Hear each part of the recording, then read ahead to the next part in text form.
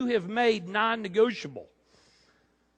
The quality of your life is a direct reflection of what you have made non-negotiable. And most people, when it comes to critical thinking, don't do it. I mean, what most people call thinking is nothing more than rearranging pre-existing prejudices. What most people call thinking is nothing more than rearranging pre-existing prejudices. They don't really think. And if they do think, they're not clear on what the problem really is. They don't tell the truth. Or if they do decide to tell the truth, what they've identified is not the problem, but rather the symptom. And what most people are spending all their time doing is trying to solve the problem that isn't. Holy cow, no wonder nothing's changing. We're all working on the problem that isn't as opposed to the problem that is. Does that make sense? Hello? How you doing? Are you running out of ink? Good, that's what I want. Keep on talking. Yes, ma'am. Are you about to tell me something? Can I what? Of what? A practical example of what?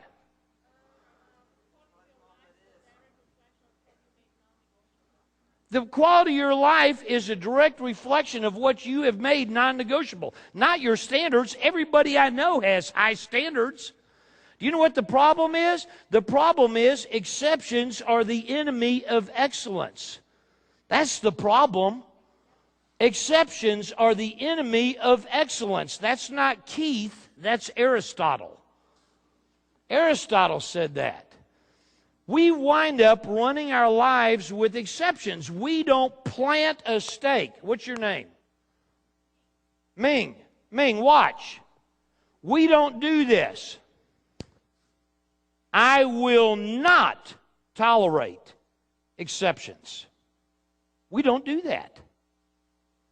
We don't even want to commit. You know why we don't want to commit? Because you can't commit if you're still looking. We don't want to stop looking. We want to keep all of our options open. Until one is committed, there is hesitancy, the chance to draw back. Always ineffectiveness concerning all acts of initiative and creation. There's one elementary truth, the ignorance of which has killed countless ideas and splendid plans, that the moment one commits, providence moves too. All manner of meetings and material assistance arise in one's favor that no man could have predicted. You've heard that all your life. We just don't pay any attention to it. What's non-negotiable? Your time. You don't ever make exceptions. You do make exceptions. Sometimes, there it is. Sometimes she makes exceptions, ladies and gentlemen. There it is. We all do. And that's what's holding us back, because everybody believes that if you do the best you can have what you want. You can't.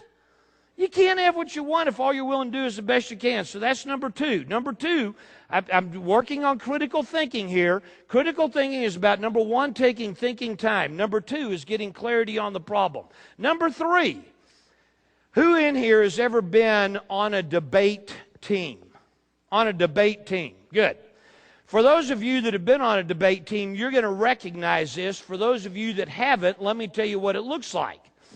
If I was on a debate team, my debate coach would bring me a subject. They would say, capital punishment. And they would say, Keith, you are to prepare for the debate. They don't tell me whether I'm for it or against it. They just tell me to prepare for the debate.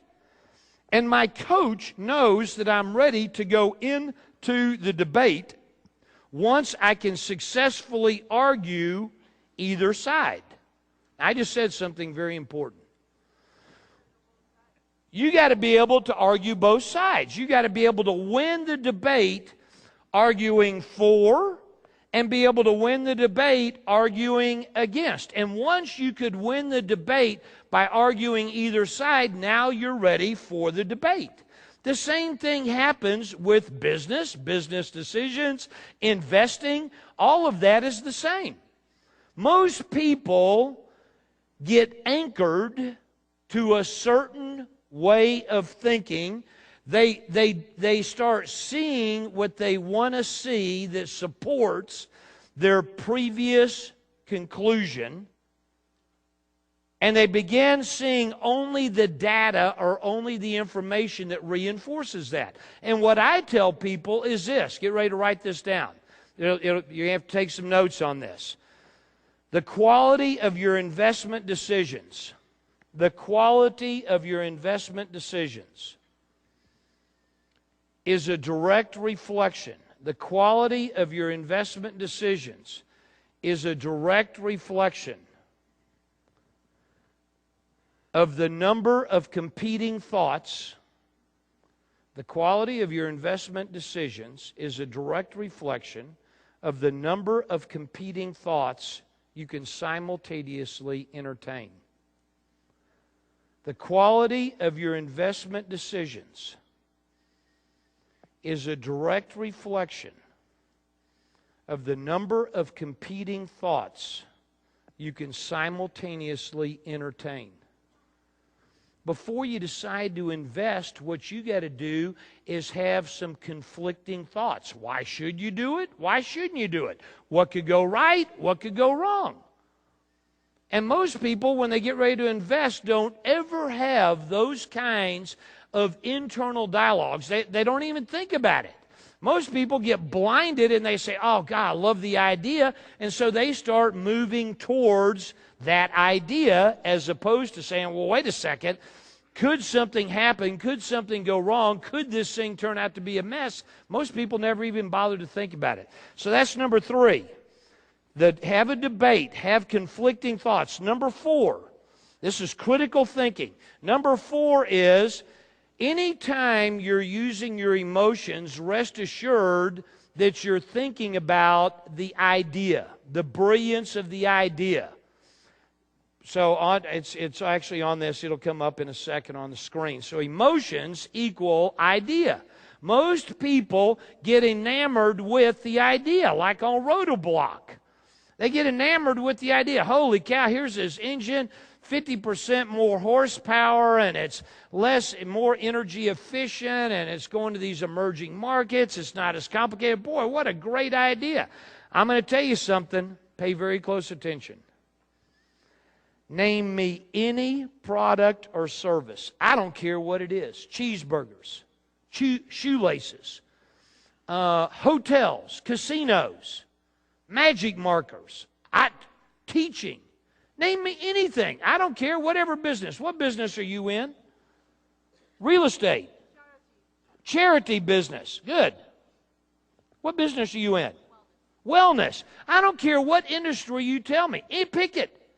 Give me 1 week, and within 1 week, I'll name you at least one person who's made millions in your business, in your industry. At least one person who's made millions, and at least 100 people who've gone bankrupt in your business.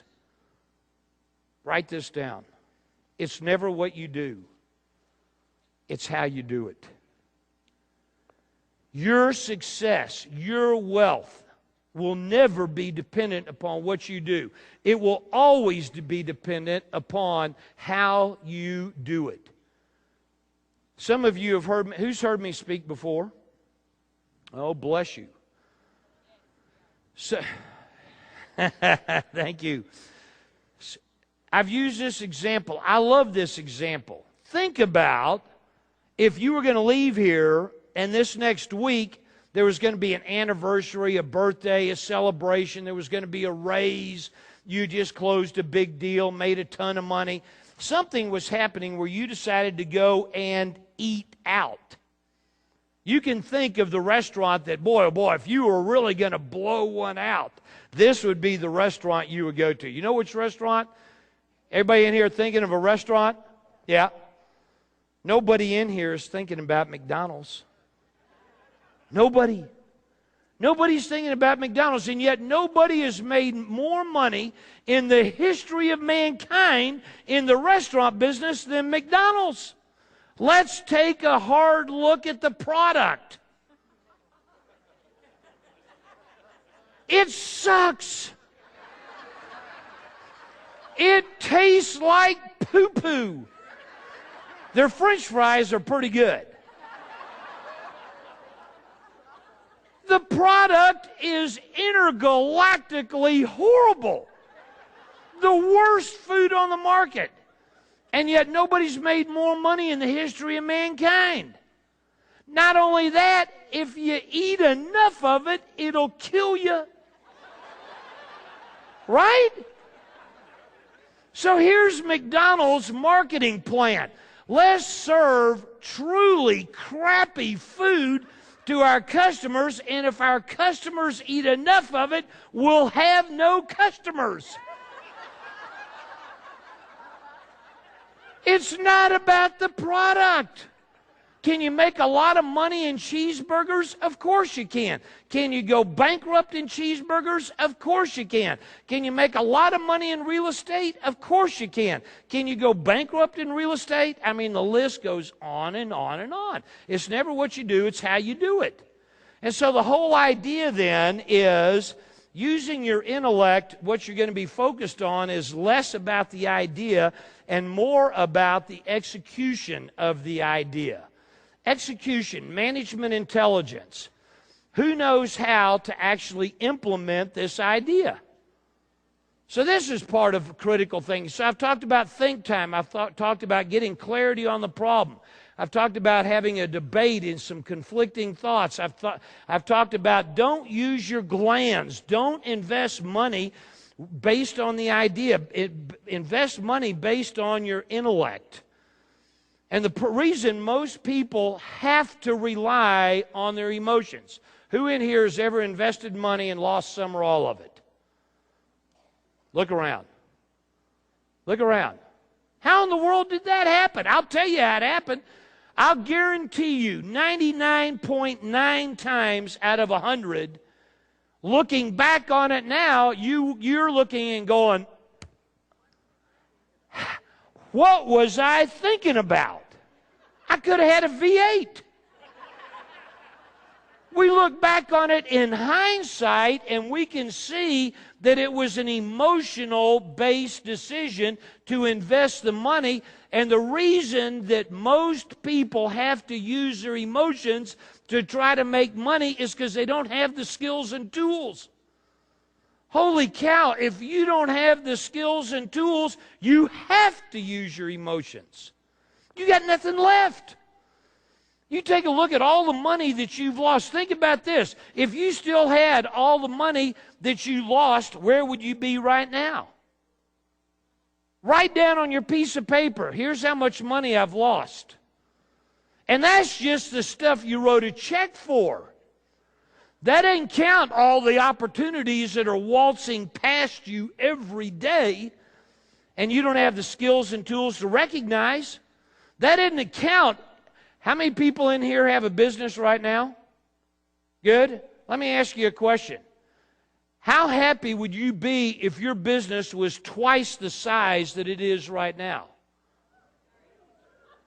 I can teach you how to do that. That's what I do. I've done it. We were just in Paris teaching a follow-up seminar to a seminar that I taught in April. There were 60 people in April. There were 100 people this last week in Paris. And every one of them came to me without exception. If they did what I told them to do, they had increased the size of their business by 20 or 30% in 6 months. I had one person who's a lawyer, who's a patent lawyer. They say patent, we say patent. A patent lawyer, very narrow niche. Her business hadn't grown in 8 years. And since April, what is that, 7 months? She's doubled the size of her business, and it has not grown a lick. I mean, the reason people don't grow their business, I'm going to tell you right now, the miracle of Michael Dell is not that he started a business. Any idiot can start a business. Most idiots do. It's not that hard to start a business. Anybody can do that. The miracle of Michael Dell is that he grew it. That's the miracle.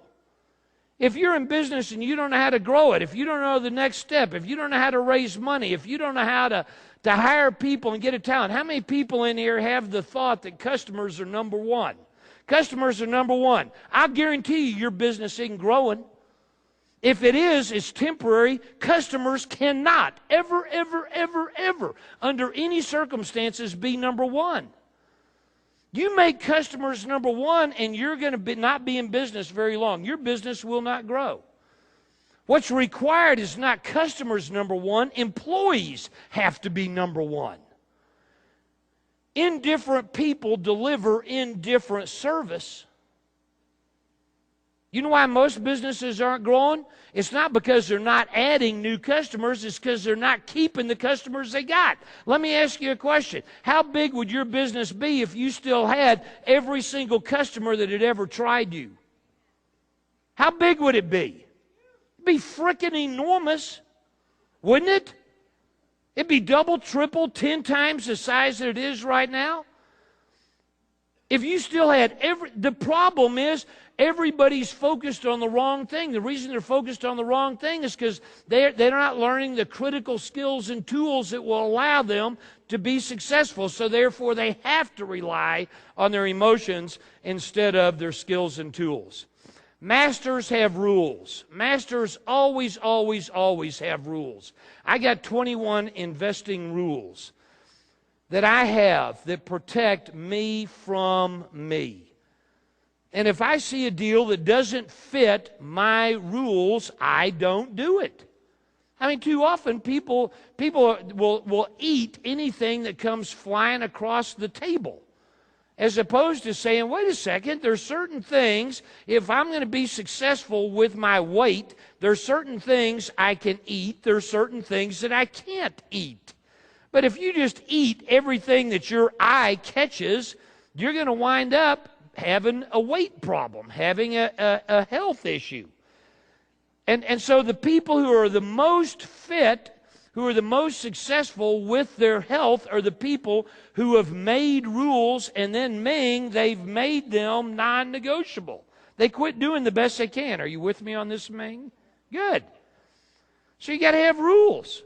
And I think most people who invest don't have investment rules, which then allows them to meet their worst enemy. I think one of the rules you got to have is stupid and small things. Let me tell you what this is about. Warren Buffett, who I happen to think is an absolute stud. Warren Buffett was on the golf course. And he and his buddies got to a par 3. And a par 3 on a golf course is the only hole where you have a legitimate chance of making a hole-in-one. So they get up to the par 3, and Warren's all ready, and he's about to take a swing. And his buddies who are with him say, Warren, let's have a bet on this hole. Warren said, okay, what's the bet? They said, $20. $20, Warren. If you don't hit a hole-in-one, you give us $20. Warren said, well, what do I get if I do hit a hole-in-one? They said, well, we'll give you $20,000. If you hit a hole-in-one, we'll give you $20,000. If you don't hit a hole-in-one, you give us $20. Warren said, well, the problem with that is that that's only 1,000 to 1 odds. I mean, I could stand here and hit 1,000 golf balls, and probably one of them wouldn't go in the hole. I mean, it'd probably take me more like 10,000 before one went in the hole. So Warren said to him, all right, look, I'm willing to do the bet. I'll give you $20 if I don't hit a hole-in-one, but if I do hit a hole-in-one, you give me $200,000. They said, no deal. Warren said, well, then I'm not going to take the bet. They said, Warren, it's $20. Son, you got $45 billion. You're so rich, you're giving 32 of it to your friend Bill Gates to give away. Last year, Warren Buffett's income net was $100 million a week. A week. Warren said, no bet. They said, Warren, It's $20. Warren said, bad odds. They said, Warren, it's $20. Warren said, stupid in small things, stupid in big things. Write that down. Stupid in small things, stupid in big things. You know what's keeping you from becoming as rich as you want? It's not the big things. People are pimping their rides. They're pimping their computers. They're pimping their clothes. They're pimping their vacations. They're pimping their houses. And then they don't have skills and tools. They don't know what's causing them to make money in real estate over the last 3 or 4 years. And therefore, they're doomed to lose it. They're just following the herd. What are the Joneses doing? Oh, I'll do that too. Do you know that out of 100 people, by the time they get to 65, only 2 will be financially self-sustaining? 2 out of 100 by the time they get to 65, 2 out of 100 will be financially self-sustaining? Holy cow, if you look around to see what everybody else is doing, you're going to wind up like them. That's the problem. See, stupid and small things, that has to be a rule. You have to have a rule, and this is one of my rules, speed kills. The faster you try to do anything, the harder it is. The faster you try to get rich, the faster you try to get healthy, the faster you try to create a great relationship. The faster you try to do anything, the harder it is. See, the problem is there's 2 kinds of time. There's 2 kinds of time, and we don't do a good job of making a distinction about this. There's vertical time, that's 24 hours. And then there is horizontal time. Well, horizontal time is a lifetime. And most people wind up using the wrong kind of time. Let me give you an example. Let's suppose that we lived in a valley, and in our backyard is a 300-foot high dam that's going straight up, that's holding back this huge body of water. So there's a dam holding back this huge body of water. We wake up in the morning, we go outside onto our patio, we look up at the dam, we're drinking our coffee, and we see a crack in the dam. What do we say? Dam. We go inside, we look in the yellow pages under dam repair people. We call the dam repair person. The dam repair person comes out, looks at the dam, and says, I can fix the dam. You say, how long? The dam repair person says, 24 hours. It's going to take me 24 hours. How would you like for me to do this? Would you like for me to repair your dam in 24 straight hours, or would you like for me to spend 30 minutes a day for the next 48 days? How do you want me to repair the dam? You say, 24 straight hours. Let's get this thing fixed, right? So while the dam repair people are fixing the dam, you think to yourself, well, I've always wanted to grow a tomato plant. So while the dam repair people are fixing, you go to the nursery. And you get to the nursery and you find a pot and you find the soil and the fertilizer and the right kind of mineral water and the grow lights, and you get the little tomato seeds, and you're about to check out, and you say to the nursery person, how much of my time is it going to take from the time I plant the seed until I eat a tomato? How much of my time? And the nursery person says, it's going to take 24 hours.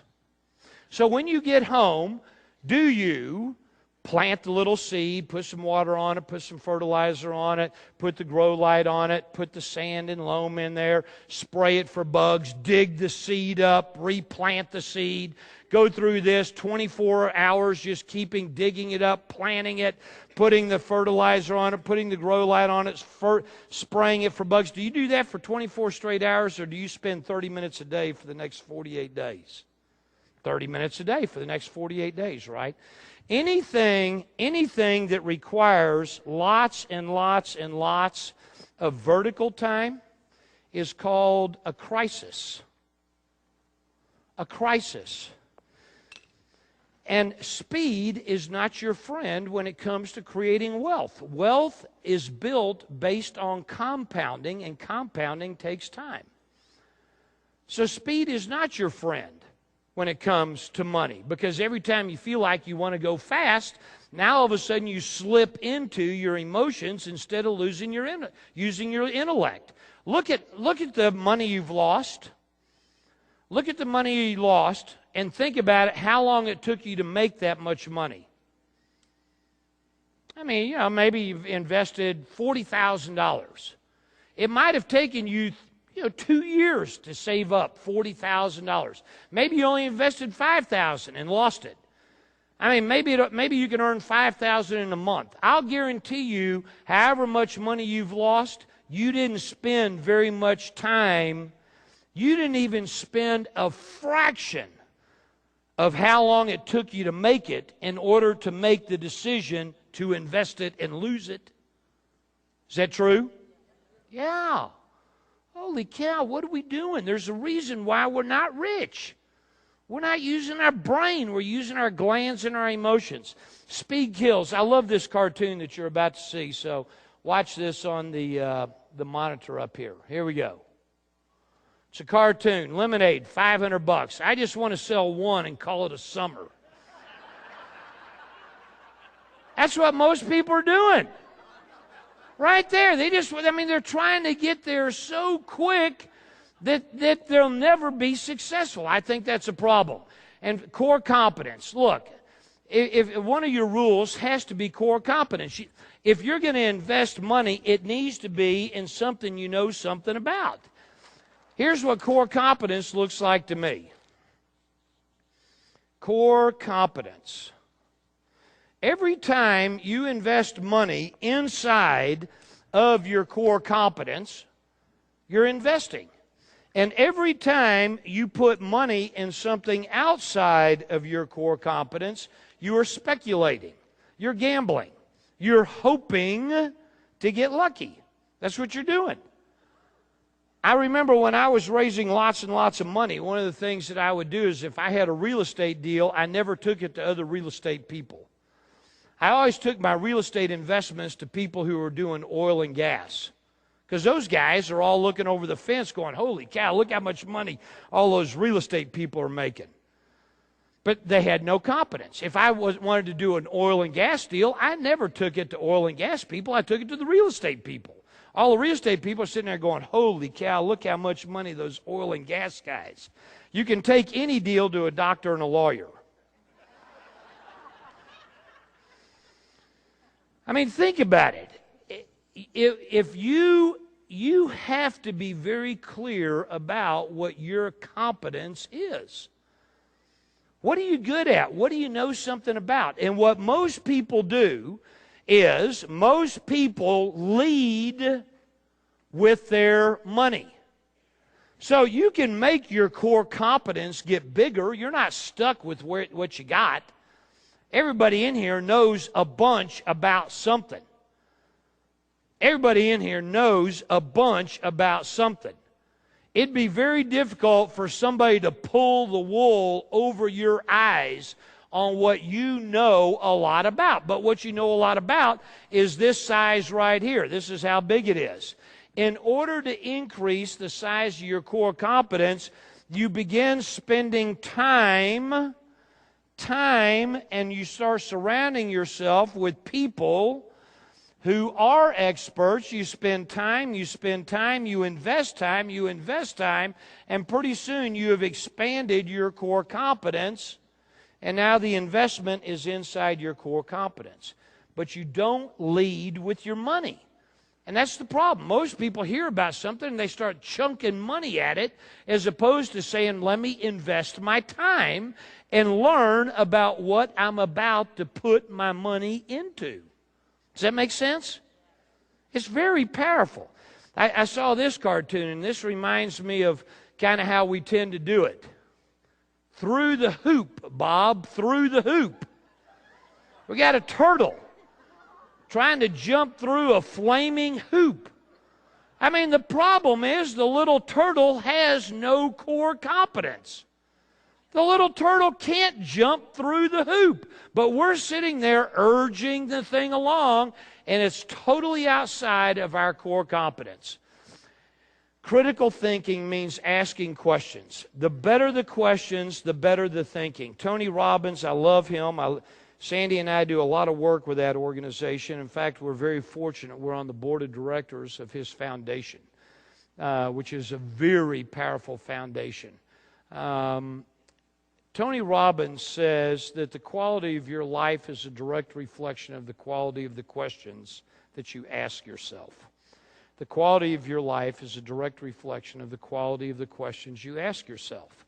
And I think most times people ask themselves either horrible or debilitating questions. I think the most powerful question you can ask yourself is the question you're about to see on the screen. It's by far the most singularly most powerful question you can ask yourself in any aspect of your life, investing, business, anything. Anything.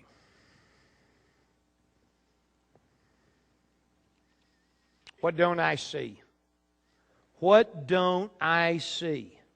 I believe that question is the singularly most powerful question I've ever used in helping me. And I will tell you what I don't see. What I don't see is my assumptions.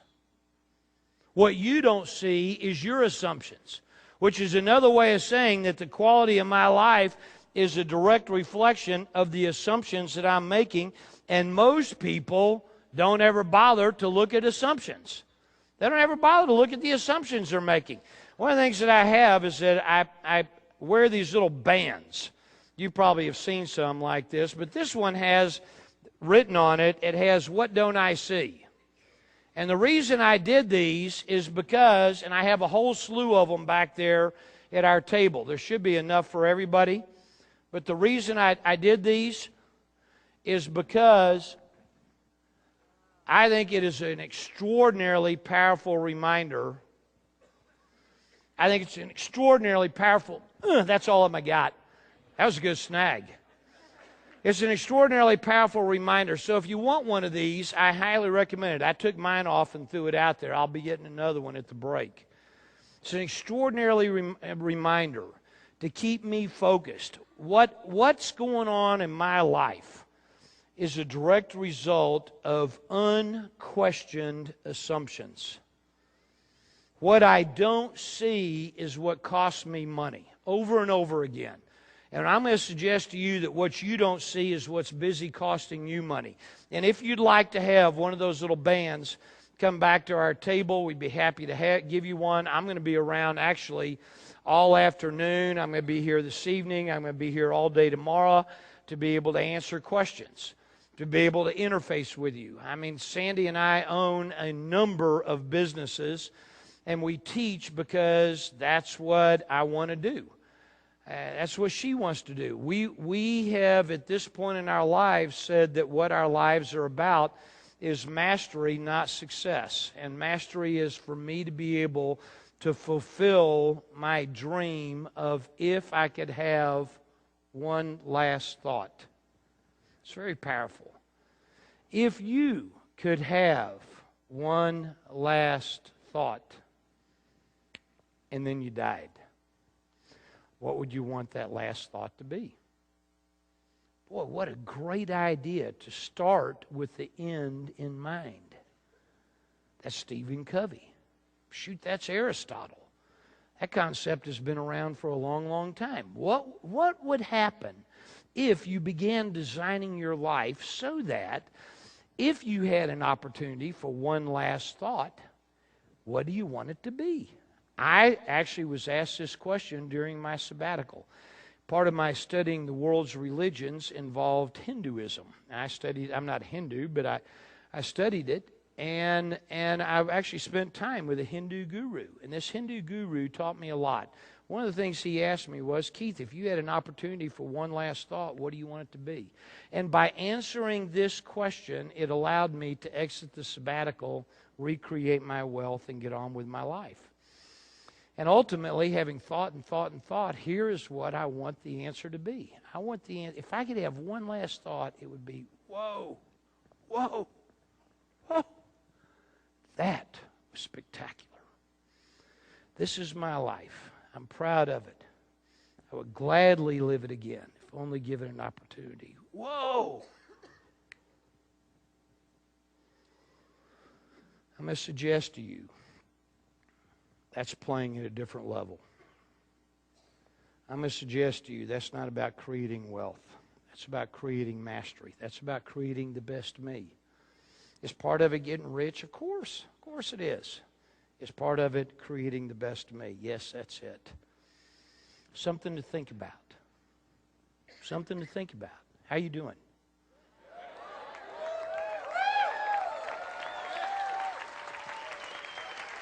Thank you. Thank you. Thank you. Thank you. It's extraordinary to me if you think about the human spirit. I mean, today we live in the information age. And I'm telling you, if the key to being successful was to have tons of information, everybody would be there. I think what's needed is for us to leave the information age and to enter the inspiration age. And that's a whole different ball game. That's a whole different ball game. Finding and tapping into your spirit. I heard somebody say one time, I wish I could remember the author, so I'm quoting somebody, I just don't know who, but they said this. They said,